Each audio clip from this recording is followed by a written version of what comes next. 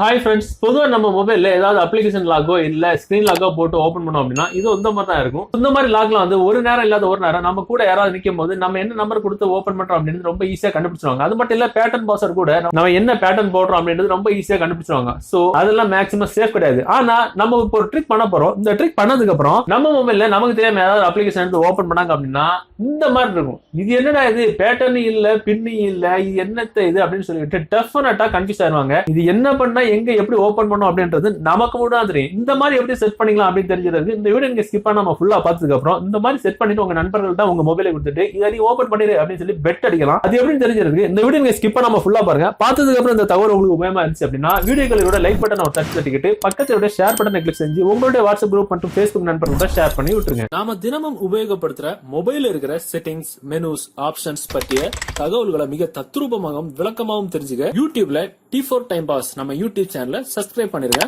கூடவே பக்கத்தில் இருக்கக்கூடிய பெல் சிம்பிளை கிளிக் பண்ணி எனேபிள் பண்ணி விட்டுருங்க.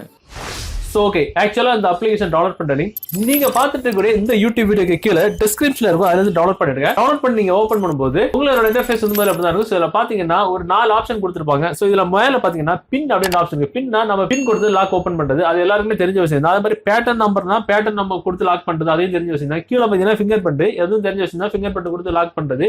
மிடில் பாத்தீங்கன்னா ஒரு ஆப்ஷன் இருக்கும், நாக் கோட் அப்படின்னு. இதுதான் நம்ம பார்க்க போற விஷயம். நாக் கோட் அப்படின்ற ஆப்ஷன் நம்ம கிளிக் பண்ணோம் அப்படின்னா உங்களுக்கு இந்த மாதிரி ஆப்ஷன் வரும். சோ இதுல உங்களுக்கு இதுல மேல பாத்தீங்கன்னா ஒரு சின்ன சின்ன கட்டங்கள் கொடுத்திருப்பாங்க. இது எதுக்குன்னா நம்ம வந்து இதுல நாக் கோட் அப்படின்ற பாஸ்வேர்ட் வந்து செட் பண்ண போறோம். அதாவது நம்ம பேட்டர்ன் பார்த்திருப்போம், பின் பார்த்திருப்போம், ஃபிங்கர் பிரிண்ட் பார்த்திருப்போம். இதுக்கு பேர் வந்து நாக் கோட் அப்படின்னு 4ல இருந்து 8 வரைக்கும் டச் பண்ணிக்கலாம். எங்க டச் பண்ணோம் அப்படின்னா இந்த 4 கோட் இருக்குல்ல, இதுல உங்களுக்கு எந்த இடத்துல வேணாலும் மாத்தி மாத்தி கூட டச் பண்ணிக்கலாம். அதாவது மினிமம் 4 தடவை டச் பண்ணிக்கணும், மேக்ஸிமம் 8 தடவை டச் பண்ணிக்கணும்.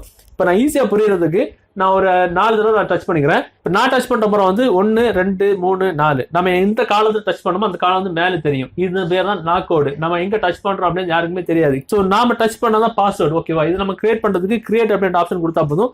மறுபடியும் அதே மாதிரி அகைன் கன்ஃபார்ம் பண்ணிக்க சொல்லுது. நாம எங்க டச் பண்ணுமோ அதே மாதிரி ஒரு தடவை கன்ஃபார்ம் பண்ணிக்கணும்.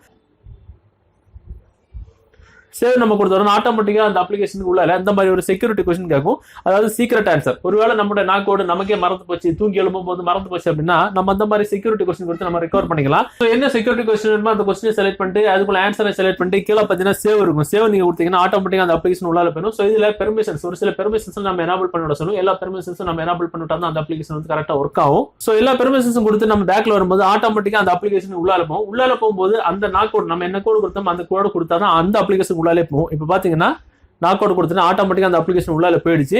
சோ இப்போ நமக்கு இந்த முறையை பயன்படுத்தி நம்ம மொபைல்ல இன்ஸ்டால் பண்ணிவிட எல்லா அப்ளிகேஷனுமே இங்க வந்து மளிகை லிஸ்ட் மாதிரி இருக்கும்.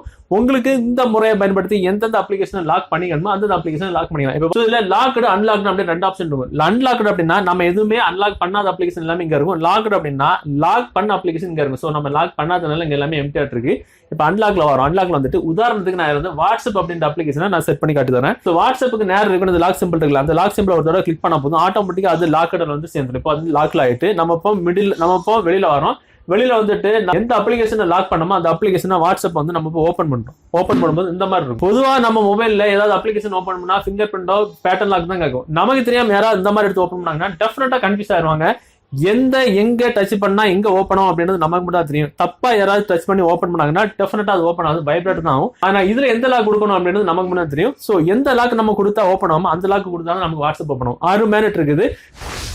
ஸோ மேலே பார்த்தீங்கன்னா ப்ரிஃபரன்சஸ் ஆப்ஷன் இருக்கும். அதில் வந்து உங்களுக்கு லைன் விசிபிலிட்டி அப்படின்ற ஆப்ஷன் இருக்கு. அதில் வந்துட்டீங்க அப்படின்னா இது உங்களுக்கு டிஃபால்ட்டான ஆன்ல தான் இருக்கும். இது எதுக்குன்னா நான் இது சொல்லி தரேன். இதை வந்து ஆஃப் பண்ணிருங்க. ஆஃப் பண்ணிட்டு சேவ் கொடுத்துருங்க. கொடுத்ததுக்கு அப்புறம் நீங்க வெளியே வாங்க. வெளியே வந்ததுக்கு அப்புறம் நம்ம முதல்ல அந்த வாட்ஸ்அப் ஓப்பன் பண்ணி பார்த்தோம். அதுல வந்து நாக் கோடு கேட்டுச்சுல. இப்போ அதே வாட்ஸ்அப் ஓப்பன் பண்ணி பாத்தீங்கன்னா அந்த கோடு இருக்காது, ஒரு பிளஸ் சிம்பல் இருக்குல்ல.